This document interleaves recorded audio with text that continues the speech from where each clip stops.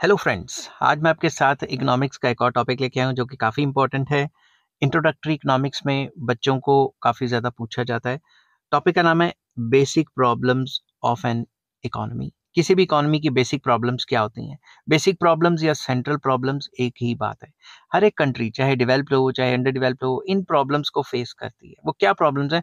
मैं आज डिटेल में डिस्कस करूंगा आपके साथ, क्योंकि आज मेरे पास टाइम ही टाइम है। तो चलिए शुरू करते हैं। अच्छा हाँ, शुरू करने से पहले बता दूं कि जैसे-जैसे मैं टॉपिक्स अपलोड करता रहूँगा, वैसे-वैसे आपको लिंक्स डिस्क्रिप्शन में मिलते रहेंगे। Every economy of the world, whether developed or developing, faces certain problems which it has to solve in on a regular basis. हर एक इकोनॉमी चाहे डेवलप है या डेवलपिंग है या अंडर डेवलप है, सबको प्रॉब्लम्स फेस करनी पड़ती हैं और वो प्रॉब्लम्स उन कंट्रीज को या उन इकोनॉमीज को रेगुलर बेसिस पे सॉल्व करनी पड़ती हैं। These problems are termed as a basic problems of an economy. किसी भी इकोनॉमी की बेसिक प्रॉब्लम्स उनको कहा जाता है।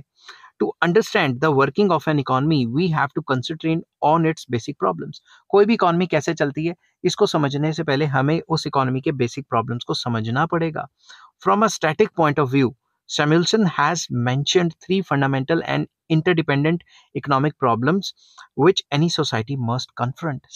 Samuelson ने बताया था कि एक स्टैटिक पॉइंट पे, गिवन टाइम पीरियड पे, तीन बेसिक प्रॉब्लम्स होती हैं जो हर एक इकोनॉमी को कन्फ्रंट करती हैं, जो हर एक इकोनॉमी को फेस करनी पड़ती हैं। पहला, what commodities shall be produced and in what quantity. कौन से गुड्स एंड सर्विसेज बनाए जाएं और कितनी क्वांटिटी में बनाए जाएं। How shall goods be produced, कैसे बनाए जाएं। For whom shall goods be produced, भाई किसके लिए बनाए जाएं। तो ये प्रॉब्लम है, क्या बनाएं, कितना बनाएं, कैसे बनाएं। और थर्ड प्रॉब्लम, फॉर होम, किसके लिए बनाएं। समझ गए बात। These three problems are fundamental and common to all economies and all of them are forever engaged in solving them.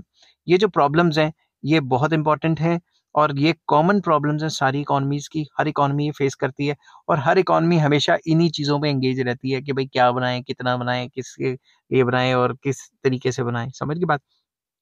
Apart from these basic problems, there are three other important problems which have been pointed out by Richard Lipsey. Richard G. Lipsey पूरा नाम है। These are, इन तीन problems के अलावा बाकी और problems भी हैं। कौन कौन सी? How to achieve the level of full employment, कि हम अपनी इकोनॉमी में फुल एम्प्लॉयमेंट कैसे लेके आए, मतलब जितने बंदे नौकरी करना चाहते हैं सबको काम मिल जाए, कोई अनएम्प्लॉयड रिसोर्स ना रहे। How to achieve efficiency in utilisation of productive resources and distribution of what has been produced. तो basically how to achieve efficiency in utilisation, मतलब जो एफिशिएंसी है वो हम कैसे बढ़ा सकते हैं। जितनी एफिशिएंसी ज़्यादा होगी उतनी ही per capita income and national income and GDP बढ़ जाएगी। ठीक है। और जो भी हमारी इकोनॉमी में रिसोर्सेज हैं उनको इक्वली डिस्ट्रीब्यूट कैसे किया जाए। ये ना हो कि इनइक्वालिटीज आ जाए कि भाई अमीर बहुत अमीर होते जा रहे हैं और गरीब बहुत गरीब। How to achieve maximum possible rate of economic growth, ये भी प्रॉब्लम है कि हम अपनी इकोनॉमिक ग्रोथ रेट को मैक्सिमाइज कैसे कर सकते हैं। तो जो ऊपर वाली प्रॉब्लम्स थी इनके साथ साथ ये प्रॉब्लम्स भी आ जाती हैं। ठीक है। अब इनको थोड़ा डिटेल में डिस्कस करूंगा। मैंने ये बहुत ज्यादा डिटेल बनाई है ताकि एक आम इंसान जिसको इकोनॉमिक्स के बारे में एबीसीडी भी नहीं पता उसको भी ये समझ आ जाए। ठीक है। Human wants are unlimited while means to satisfy them are scarce. ठीक है। तो यहाँ पे मैं लिखना भूल गया शायद, देम आर स्क्वायर्स। ठीक है, कभी कभी स्पीड में ऐसा हो जाता है। ह्यूमन वांट्स जो है वो अनलिमिटेड है और उनको सेटिस्फाई करने के लिए जो मीन्स है वो काफी स्केर्स हैं। In other words, even if someone desires to satisfy all his wants, he will never be able to do so. अगर कोई भी इंसान चाहे कि वो अपनी सारी की सारी जो वांट्स हैं, इच्छाएं हैं, जो सारी की सारी उसकी जो डिमांड्स हैं वो पूरी हो जाए, ऐसा कभी नहीं हो सकता। He has to decide which wants he would like to decide, मतलब he will like to satisfy लिखना चाहिए था यहाँ। मैं यहाँ लिख लेता हूँ, लाइक टू सेटिस्फाई। कभी कभी लिखते लिखते वर्ड्स दिमाग से इधर उधर हो जाते हैं या कोई आ जाता है, इस चक्कर में ध्यान इधर उधर भटक जाता है। ठीक है। Once he has taken his decision, ठीक है, अगर उसने एक बार डिसीजन ले लिया, he would exercise his choice for goods and services and production while also be organized accordingly. Once he has taken that decision, अगर उसने डिसीजन ले लिया, he would exercise his choice कि भाई मैंने ये गुड्स जो है और ये सर्विसेज हैं ये मेरे को चाहिए। तो production will also be organised accordingly. तो जो उसका डिसीजन होगा कि मुझे ये चीजें चाहिए, प्रोड्यूसर उसी हिसाब से प्रोडक्शन चलाएगा। प्रोड्यूसर वो चीज तो कभी नहीं बनाएगा जो कि जो कंज्यूमर है वो चाहता ही नहीं। समझ गए बात? Therefore every economy faces the basic problem of choice. हर एक इकोनॉमी को प्रॉब्लम ऑफ चॉइस आती है कि कौन से गुड्स बनाए, समझ गई बात, और कौन सी गुड्स खरीदे। ये प्रॉब्लम ऑफ चॉइस के अंडर ही आ जाता है। एज रिसोर्सेज आर लिमिटेड, क्योंकि रिसोर्सेज लिमिटेड है, producers have to use these resources in economical manner, क्योंकि जो रॉ मटेरियल और जो रिसोर्सेज हैं वो क्या है, स्कार्स हैं, उनकी कमी है, तो प्रोड्यूसर्स को भी वो इकोनॉमिकली यूज करने पड़ते हैं, क्योंकि रिसोर्सेज भी अनलिमिटेड थोड़ी ना। ठीक है, this behaviour on the part of producers is called economising the utilisation of resources. तो प्रोड्यूसर्स का ये जो बिहेवियर है इसको इकोनोमाइजिंग कहते हैं, कि भाई इकोनॉमिकली यूज करना जो गिवन रिसोर्सेज हैं उनको फुल यूटिलाइज करना। It is important to note that once means of production are committed to the production of certain commodity, they cannot be used for the production of any other commodity.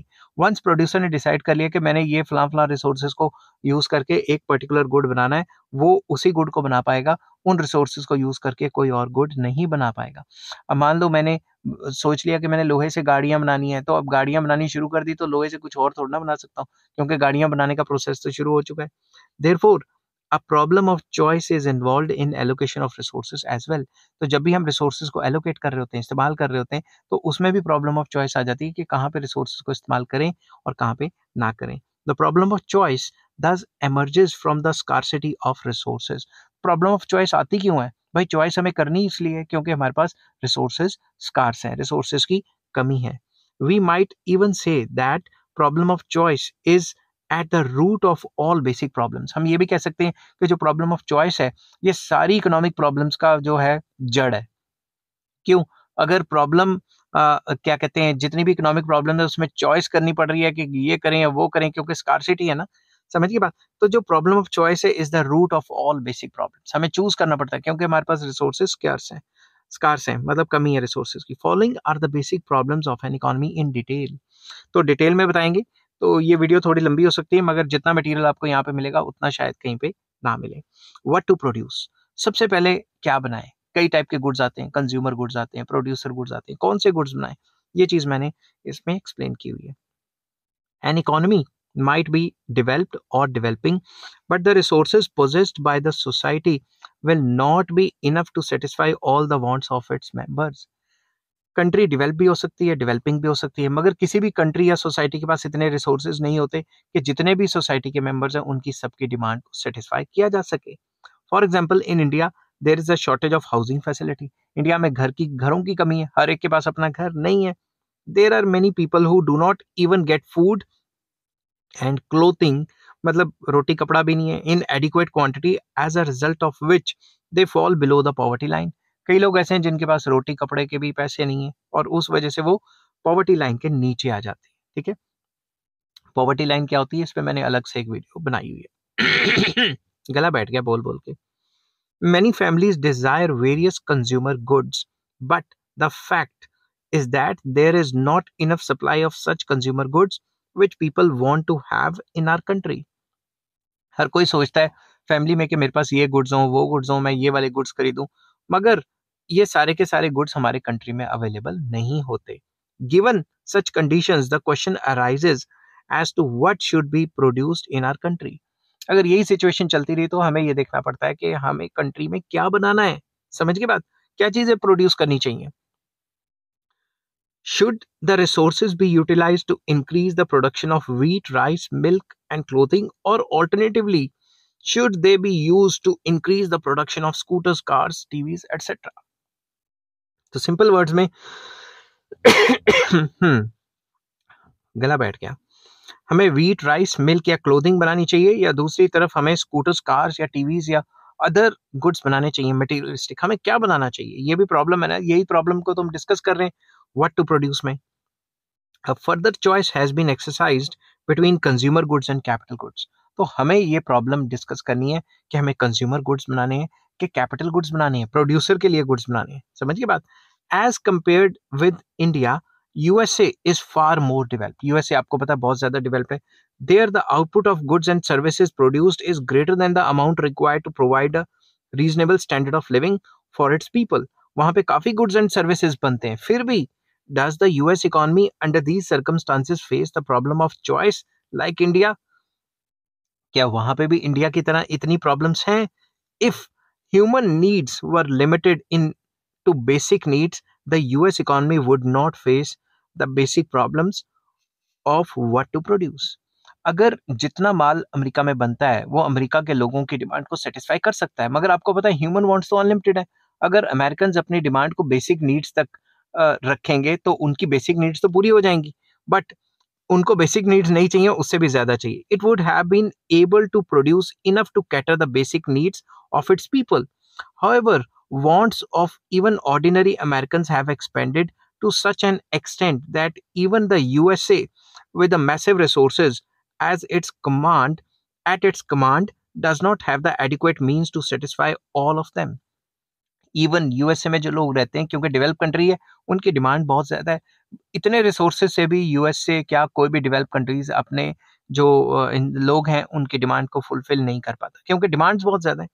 It therefore faces the problem of what to produce just like any other country and tries to find out its solution through the price mechanism. तो वो क्या करता है, वो decide करता है what to produce, क्या बनाना है उसने, कौन से गुड्स बनाने, कौन सी सर्विसेज बनानी है, कंज्यूमर गुड बनाने, कैपिटल गुड्स बनाने, और इस प्रॉब्लम को सॉल्व करने के लिए वो प्राइस मैकेनिज्म की हेल्प लेता है। प्राइस मैकेनिज्म मतलब डिमांड सप्लाई, तो वो डिमांड सप्लाई के हिसाब से चल के मार्केट में प्राइजेस डिक्लेयर करवाता है। ठीक है, the problem of what to produce is studied in the economics under price theory. तो जो भी प्रॉब्लम है what to produce ये किसके अंडर आ जाती है, प्राइस थ्योरी के अंडर। तो प्राइस थ्योरी डिटरमिन करती है कि जो प्राइजेस होंगे मार्केट में उसी को देख के प्रोड्यूसर्स डिसाइड करते हैं कि ये माल बनाना है या नहीं बनाना, ये प्रॉफिटेबल है या प्रॉफिटेबल नहीं है। अब आ जाते हैं सेकंड प्रॉब्लम पे, जो है how to produce. How to produce मतलब अगर आपको पता लग गया व्हाट टू प्रोड्यूस क्या बनाना है, सेकंड प्रॉब्लम है हाउ टू प्रोड्यूस, किस तरीके से बनाना है। Commodities can be produced in many ways. Commodities को बनाने के कई तरीके हैं। Therefore, it is essential to take decisions relating to techniques of production. तो हमें ये देखना पड़ता है कि कौन सी टेक्निक ऑफ प्रोडक्शन फॉलो करनी है, लेबर इंटेंसिव या capital intensive. For example, we want that in agriculture, production can be undertaken by using more land and less labor and capital. An alternative method of cultivation can be to keep the size of farm small and to apply the tiny plots of land, heavy doses of fertilizers, water, improved seeds, etc. etc. तो एक तो तरीका ये है कि जमीन को बढ़ा दो और प्रोडक्शन बढ़ा दो। दूसरा तरीका ये है जमीन को लिमिटेड रखो और फर्टिलाइजर या फिर हाई यील्डिंग वैरायटी सीड्स को लगा लगा के काम चलाओ। ठीक है ना, दोनों तरीके से प्रोडक्शन हो सकती है। द फॉर्मर मेथड, जो पहले वाला मेथड है, उसको एक्सटेंसिव कल्टीवेशन कहते हैं, जिसमें मोर लैंड यूज होता है। Whereas the latter is termed as intensive cultivation. ठीक है, जिसमें लैंड फिक्स रहेगा और लेबर कैपिटल और टेक्नोलॉजी को बढ़ा के हम प्रोडक्शन में बढ़ावा करते हैं। Availability of resources and their relative prices determine the technique of production to be employed on in a particular country at a point of time. तो बेसिकली ओवरऑल ये होता है कि हमें कौन सी टेक्निक फॉलो करनी है वो गुड बनाने के लिए, वो किस पे डिपेंड करती है कि उस पॉइंट ऑफ टाइम पे प्राइजेस क्या है। अगर जैसे इंडिया में लेबर इंटेंसिव कंट्री है, तो इंडिया में लेबर सस्ती है, तो हम लेबर इंटेंसिव तरीके से काम कर सकते हैं। अगर कोई टेक्निकली एडवांस कंट्री है, जैसे वेस्टर्न कंट्रीज है, वहाँ लेबर महंगी है और टेक्नोलॉजी जो है वो सस्ती है, तो हम जो है कैपिटल इंटेंसिव टेक्नोलॉजी से काम करेंगे। Similarly in the industrial sector too, ये तो एग्रीकल्चर की एग्जाम्पल दी थी। Industrial sector too, an economy has to make choice between the labour intensive and capital intensive methods, जो मैंने अभी बताया। Generally in under developed countries there is abundant supply of labour. Existence of surplus labor keeps the wage rates low.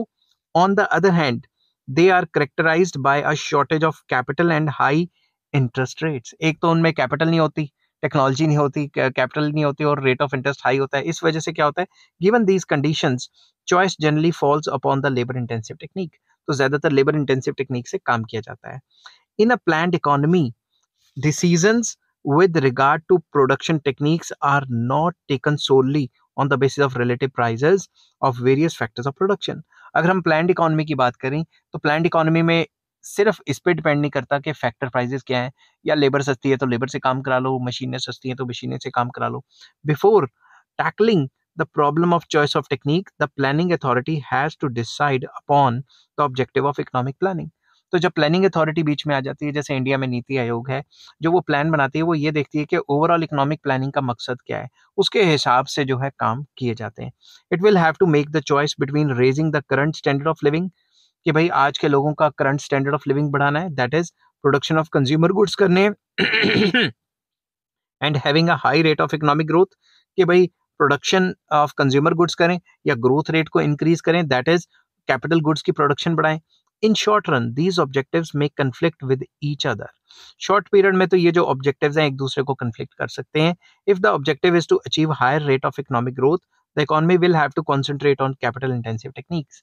अगर higher economic growth rate फटाफट से achieve करनी है तो कैपिटल इंटेंसिव टेक्निक को फॉलो करना पड़ेगा, क्योंकि काम उसमें जल्दी हो जाता है, इंफ्रास्ट्रक्चर या चीजें जल्दी तैयार हो जाती हैं। If on the contrary current consumption is to be raised, the use of labour intensive technique is called for.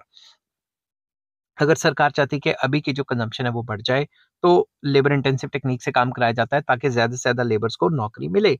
In economics the problem of choice of technique in the production process is studied under the theory of production.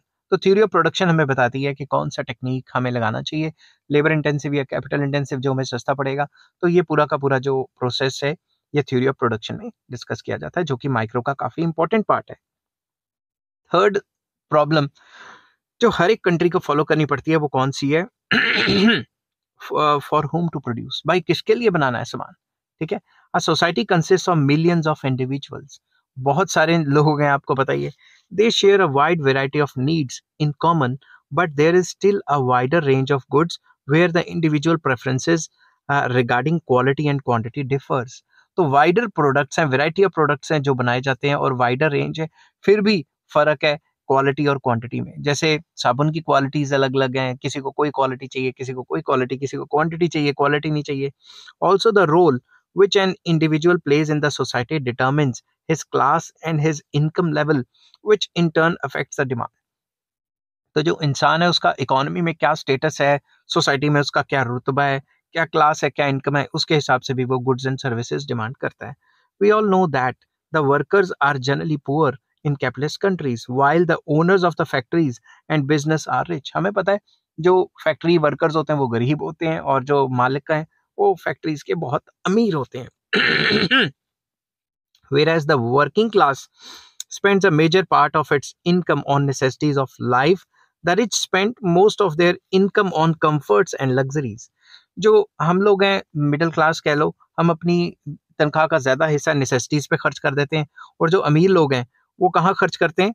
वो खर्च करते हैं अपनी तनख्वाह comforts और luxuries के ऊपर, क्योंकि सोसाइटी में जो उनकी पोजीशन है उसी हिसाब से वो खर्च करते हैं। As the society possesses limited resources, it has to decide through the price mechanism the class for which the economy will produce। तो उसे ये देखना पड़ता है कि किस क्लास के लिए बना रहे हैं। रिच क्लास के लिए बना रहे हैं, महंगा प्राइस रख देते हैं। पुअर क्लास के लिए बना रहे हैं, सस्ता प्राइस रख देते हैं। If we approach the problem from a slightly different angle, we realize that this is precisely the problem of distribution of national income। अगर हम इसको थोड़ा ध्यान से पढ़ें तो ये प्रॉब्लम किससे डील करती है? डिस्ट्रीब्यूशन ऑफ इनकम से, कि अनइक्वल डिस्ट्रीब्यूशन है या इक्वल डिस्ट्रीब्यूशन है, ठीक है। Every economy produces only such goods and services which are demanded in the market, and in turn the demand pattern in the market is influenced by the income. हर एक economy वही चीज बनाती है जो लोग डिमांड करते हैं। डिमांड क्यों करते हैं? क्योंकि लोगों की इनकम है, और इनकम किस पे डिपेंड करती है? कि इनकम डिस्ट्रीब्यूशन स्टेटस क्या है इकोनॉमी के under. Therefore if the attitude of the society is not favorable towards the workers, the wage rate at which they would be paid would be lower than their productivity। अगर जो हमारा समाज है, जो हमारी इकोनॉमी है, वो वर्कर्स को फेवर नहीं करती, तो उनसे काम ज्यादा कराया जाएगा, उनको तनख्वाह कम दी जाएगी, उनकी प्रोडक्टिविटी से कम वेजेस दी जाएंगी। This would result in their exploitation and only a small share of national income would accrue to them. तो इससे क्या होगा? उनकी एक्सप्लॉयटेशन ज्यादा होगी, एक्सप्लॉयटेशन ज्यादा होगी तो हम अपनी नेशनल इनकम का काफी कम पार्ट उनको देंगे, तो इनइक्वालिटीज काफी बढ़ जाएंगी हमारे कंट्री में। The capitalists provide the capital and machinery and organize various factors of production to produce। जो कैपिटलिस्ट है वो अपना पैसा और मशीनें लेके आएंगे ताकि वो वर्कर से काम करा सकें। Thus the capitalists play an important role in the production। तो कैपिटलिस्ट जो है वो भी इंपॉर्टेंट रोल प्ले करते हैं। अगर वो पैसा और मशीनें ना लेके आए तो काम कैसे चलेगा? However, due to their dominating position and exploitative practices, they are able to corner a much larger share of national income than justified on the basis of their contribution to output. क्योंकि उनको तरीके आते हैं, वो क्या करते हैं, labourers को एक्सप्लॉइट करके सारा का सारा पैसा अपनी जेबों में डाल देते हैं और लेबर्स को कम देते हैं। तो सिंपल वर्ड्स में अगर देखा जाए तो वो ज्यादा शेयर ऑफ नेशनल इनकम को एंजॉय करते हैं। The problem we have mentioned here is dealt with the within economics under the theory of distribution। तो ये जो प्रॉब्लम हम डिस्कस करते हैं ये थ्योरी ऑफ डिस्ट्रीब्यूशन के अंडर आ जाती है। ठीक है, अब इसके बाद आ जाता है next problem, how to achieve full employment. Full employment को कैसे अचीव किया जाए। We have noted earlier that resources are scarce in relation to wants. हमें ये पहले ही पता है कि जो रिसोर्सेज हैं वो स्केयर्स हैं और वांट्स जो हैं वो अनलिमिटेड हैं। Therefore it would be strange to suggest that whatever limited resources of production are available in the economy are not fully utilized for satisfying human wants। तो हम ये भी कह सकते हैं कि जितने भी रिसोर्सेज हैं उनसे सारी की सारी ह्यूमन वांट्स को सेटिस्फाई नहीं किया जा सकता। In all economies at all times some resources remains unemployed. कुछ रिसोर्सेज जो हैं वो अनएम्प्लॉयड रहते हैं। During period of crisis unemployment increases to alarming levels as was in evidence during the period of Great Depression in 1930s। तो जब भी economy में क्राइसिस होते हैं तो अनएम्प्लॉयमेंट हो जाती है। तो अगर बंदा अनएम्प्लॉयड रहेगा तो जो ह्यूमन रिसोर्स है उसको तो फुली यूटिलाइज कर ही नहीं ना पाए। In his book the General Theory of Employment Interest and Money published in 1936 J M Keynes ने प्रूव किया था कि involuntary unemployment is a normal phenomena in capitalist economy. के कैपिटलिस्ट इकोनॉमी में जो इनवॉलंटरी अनएम्प्लॉयमेंट है कि बंदा जॉब करना चाहता है मगर फिर भी उसके पास जॉब नहीं है, ये एक नॉर्मल फिनोमेना है। ठीक है, unemployment is not only a social problem, it is also a curse for individual concerned. जो भी कंसर्न इंडिविजुअल्स हैं उनके लिए एक कर्स है, क्योंकि उन जॉब नहीं होएगा तो फिर कमाएंगे कहाँ से, कमाएंगे नहीं तो अपनी बेसिक नीड्स पूरी कहाँ से करेंगे। समझ की बात।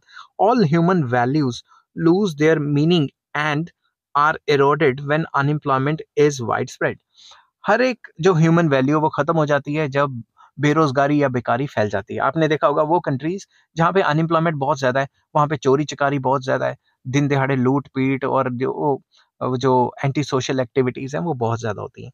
Therefore whatever might be the economy whatever may be the economy system, कोई भी टाइप का इकोनॉमिक सिस्टम हो, realisation of full employment is concerned to be the extreme desirable objective. तो हर कंट्री चाहती है, चाहे वो अमीर है, गरीब है, चाहे कैपिटलिस्ट है, चाहे सोशलिस्ट है, कि भाई फुल एम्प्लॉयमेंट अचीव कर लें। In economics we study this problem under the theory of income employment income and employment determination. तो यहाँ मैं फुल स्टॉप लिखना भूल गया। ठीक है, तो ये जो कॉन्सेप्ट है ये पूरा का पूरा ये हम मैक्रो इकोनॉमिक्स में theory of income and employment determination में पढ़ते हैं। ठीक है, तो नेक्स्ट आ जाता है हाउ टू ऑब्टेन या achieve efficiency in utilisation of resources and distribution of production. Simple words में एफिशिएंसी को फुली कैसे रीच किया जा सकता है, ये भी एक प्रॉब्लम है, चाहे अमेरिका है, चाहे इंडिया है, या कोई भी अलग कंट्री है, हर एक ये प्रॉब्लम है कि जितने भी उसके गिवन रिसोर्सेज हैं उसको कैसे किस तरीके से फुली यूटिलाइज किया जाए। If there is a shortage of resources in the economy they should be use fully and in an efficient manner. अगर किसी भी कंट्री में रिसोर्सेज की कमी है तो उनको फुली यूटिलाइज किया जाना चाहिए, एफिशिएंट तरीके से इस्तेमाल किया जाना चाहिए। The problem of efficiency in use of resources is the problem faced by all economies. ये एफिशिएंसी की प्रॉब्लम सारे कंट्रीज या सारे इकोनॉमीज में होती है। What ever be the economy the problem of efficiency has two aspects. Economy कोई भी हो, जो एफिशिएंसी की प्रॉब्लम है इसके दो एस्पेक्ट्स हैं। First, the resources have to be distributed efficiently among the different productive use, कि भाई जो रिसोर्सेज हैं उनको एफिशिएंटली डिस्ट्रीब्यूट किया जाना चाहिए। ये थोड़ी ना मैं एग्जांपल दे रहा हूँ कि पूरा का पूरा लोहा काल बनाने में लग जाए, सरिया भी तो बनाना ना घर के लिए, कोई यूटेंसिल्स भी तो बनाने ना, तो मतलब एक ही चीज के लिए सारा का सारा ना लग जाए। डिफरेंट जो है डिफरेंट जो क्या कहते हैं प्रोडक्टिव एक्टिविटीज हैं उसमें डिफरेंट तरीके से एफिशिएंटली यूटिलाइज एंड डिस्ट्रीब्यूट करनी चाहिए जो कंसर्न रिसोर्स है। Secondly, once the allocation of resources has been done the producers engaged in different branches of production have to obtain the maximum output with the given productive resources। एक बार हमने resources को distribute कर दिया, उनको distribute करने के बाद जो भी कंसर्न प्रोड्यूसर्स हैं वो अपना मैक्सिमम यूटिलाइजेशन करें, मतलब वो ना करें अंडर यूटिलाइजेशन या फिर इनएफिशिएंट तरीके से काम ना करें। The distribution of national income should also be efficient, जो नेशनल इनकम की जो डिस्ट्रीब्यूशन है वो भी एफिशिएंट होनी चाहिए. अप्लाइंग प्रेटोज प्रिंसिपल, जो प्रेटो ऑप्टिमैलिटी है उसको अगर अप्लाई करते हैं, we perhaps say that distribution of national income is inefficient if it is possible to redistribute अगर उसको redistribute किया जाता है it among the individuals in the economy in such a way, in such a manner that at least one person is made better off without simultaneously making anybody worse off.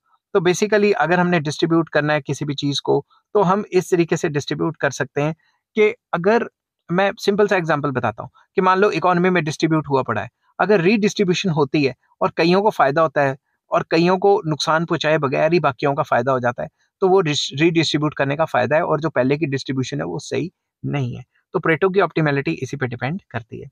However the question of efficient distribution, यार यहाँ पे मैंने distribute के spelling गलत लिख दी, distribute आना चाहिए था, ठीक है, रीडिस्ट्रीब्यूशन. आप अपने हिसाब से स्पेलिंग चेक कर लेना, स्पीड स्पीड में कभी कभी हो जाता है, ठीक है. However the question of efficient distribution of national income is not so easily settled as there is much dispute among the economists regarding the concept of efficient distribution itself. तो अब जो इकोनॉमिस्ट हैं वो कॉन्ट्रडिक्ट करते हैं. कुछ लोग कहते हैं इस तरीके से यूज करेंगे रिसोर्सेज को तभी जो है एफिशिएंट डिस्ट्रीब्यूशन मानी जाएगी. दूसरे लोग कहते हैं नहीं, दूसरे तरीके से करना चाहिए, ठीक है. तो इकोनॉमिस्ट भी आपस में कॉन्ट्रडिक्ट करते हैं. Nowadays, efficiency in distribution of resources and rationality in distribution of national income are considered desirable objectives irrespective of the nature of economy. तो डिस्ट्रीब्यूशन को काफ़ी ज़्यादा इंपॉर्टेंस दी गई है. आजकल काफ़ी इंपॉर्टेंट है कि जो नेशनल इनकम है उसका अच्छे तरीके से डिस्ट्रीब्यूशन होना चाहिए इररिस्पेक्टिव ऑफ नेचर, मतलब कि कैपिटलिस्ट इकोनॉमी है या सोशलिस्ट इकोनॉमी है या मिक्स्ड इकोनॉमी है, सब में इंपॉर्टेंस है. These problem belong to the branch of economics known as welfare economics. तो ये जो कॉन्सेप्ट है ये हम डिस्कस करते हैं वेलफेयर इकोनॉमिक्स में, और वेलफेयर इकोनॉमिक्स में ये चीज़ करने की कोशिश करते हैं कि पूरी इकोनॉमी के जो रिसोर्सेज हैं वो एफिशिएंटली डिस्ट्रीब्यूट होने चाहिए, और उनकी जो है अगर दोबारा से डिस्ट्रीब्यूट होते हैं तो अगर कोई बेटर ऑफ होता है विदाउट वर्स ऑफ, किसी को प्रॉब्लम पहुंचाए बगैर ही अगर कईयों का भला होता है, तो वैसे होना चाहिए, जिसको प्रेटो ऑप्टिमैलिटी कहते हैं, ठीक है. 6 पॉइंट आ जाता है how to speed up the process of economic development. ये जो इकोनॉमिक डेवलपमेंट है इसकी स्पीड कैसे बढ़ानी है. अलग अलग बंदों ने अपने अपने अलग अलग तरीके दिए हुए हैं, ठीक है. Every society wants to develop economically. हर एक कंट्री इकोनॉमिकली डेवलप होना चाहती है. Under develop countries of Latin America and Asia and developed countries of Europe all strive to for an ever for an ever rising standard of living. हर एक country यही चाहती है, चाहे अमेरिकन हो चाहे यूरोपियन हो, कि भाई हमारे स्टैंडर्ड ऑफ लिविंग लगातार बढ़ते रहें.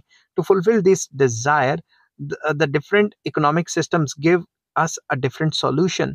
तो हर एक इकोनॉमिक सिस्टम ने अपना अपना सॉल्यूशन दिया है. Since the days of Adam Smith, a large number of economists have written on the development, yet there is no agreement among them regarding the subject. तो हर एक इकोनॉमिस्ट अलग अलग टाइम पे आया, उसने अलग अलग तरीके बताए कि इस तरीके से डेवलप करो, उस तरीके से डेवलप करो, ठीक है. तो वेरियस बंदों ने क्या क्या कहा है वो मैंने हल्का हल्का सा प्रिसाइज किया हुआ आपको. To accelerate the process of economic growth it is very important to know the obstacle in the path of economic development. अगर हमने अपने देश की तरक्की करनी है, कंट्री की तरक्की करनी है, तो हमें ये पता होना चाहिए कि कंट्री की तरक्की में कौन कौन सी रुकावटें हैं, कौन कौन सी प्रॉब्लम्स हैं, कौन कौन से ऑब्स्टेकल्स हैं. तभी तरक्की कर पाएंगे ना उन ऑब्स्टेकल्स को रिमूव करके. Ragnar nux, Higgins, Arthur Lewis, etc. considered shortage of capital and backward technique of production as the main reason of economic backwardness of underdeveloped countries. UDC मतलब underdeveloped country. तो जो नर्क्स है, हिगिंस है और Louis है, इन्होंने कहा था भाई कैपिटल पूंजी की कमी होना, ठीक है, और टेक्निक ऑफ प्रोडक्शन का बैकवर्ड होना, ये अंडरडेवलप्ड कंट्रीज की मेन वजह है अंडरडेवलप्ड रहने की. On the other hand economist like Paul Baran, Paul Sweezy and Andre Gunder Frank, जो भी नाम है इनका, प्रोनाउंसिएशन अपने हिसाब से कर लेना, while not denying the role of above factors look at the problem from historical perspective. तो वो हिस्ट्री में भी ले जाते हैं. वो कहते हैं ये जो प्रॉब्लम्स हैं ये तो है ही हैं, हिस्टोरिकल फैक्टर्स भी हैं. They argue that shortage of capital and backward technique of production या production technique in underdeveloped countries have resulted mainly from the colonial exploitation to which these countries have been subjected to and their defective economic system. तो वो कहते हैं जो under develop countries है क्योंकि उनकी colonial exploitation हुई है, कोई डेवलप कंट्री वहां जाके काफी उनको एक्सप्लॉयट कर चुकी है, इस वजह से भी उनके पास पैसा नहीं है तो उनकी टेक्नोलॉजी डेवलप नहीं होती और उनके पास कैपिटल की भी कमी हो जाती है, ठीक है, और उनका जो इकोनॉमिक सिस्टम है वो भी काफी डिफेक्टिव है. Therefore only a fundamental change in the production relations may accelerate their economic development. तो अगर कोई प्रोडक्शन में फंडामेंटल चेंज आएगा, काफी अच्छे तरीके से चेंज आएगा, तभी उनकी डेवलपमेंट हो सकती है. These problems are dealt with under growth economics. तो मतलब ये सारी की सारी जो पूरा का पूरा पॉइंट है, ये कहाँ पे स्टडी किया जाता है? डेवलपमेंट इकोनॉमिक्स में, ग्रोथ इकोनॉमिक्स में इसकी स्टडी की जाती है. आई होप ये टॉपिक आपको समझ आया होगा. ये टॉपिक क्या होता है, हाउ जो है सेंट्रल प्रॉब्लम्स हैं कैसे राइज होती हैं और क्या होती है, मैंने डिटेल में एक्सप्लेन करने की कोशिश की है, और इस तरीके से आप नोट डाउन कर सकते हैं. नेक्स्ट टॉपिक मैं लेके आऊंगा प्रोडक्शन पॉसिबिलिटी का, और वो भी काफ़ी डिटेल में होगा क्योंकि स्टूडेंट्स मुझे कह रहे थे कि भाई सर आप 2 मिनट में ख़त्म कर देते हो, थोड़ा डिटेल भी बोला करो. तो क्योंकि मेरे को सारे दिन क्लासेस होती हैं और बोल बोल के मेरा गला बैठ जाता है, तो इसलिए लंबी वीडियोस बनाने का टाइम नहीं लग पाता. आई होप ये वीडियो आपको पसंद आई होगी. अगर पसंद आती है तो please like share and subscribe. Take care, bye bye.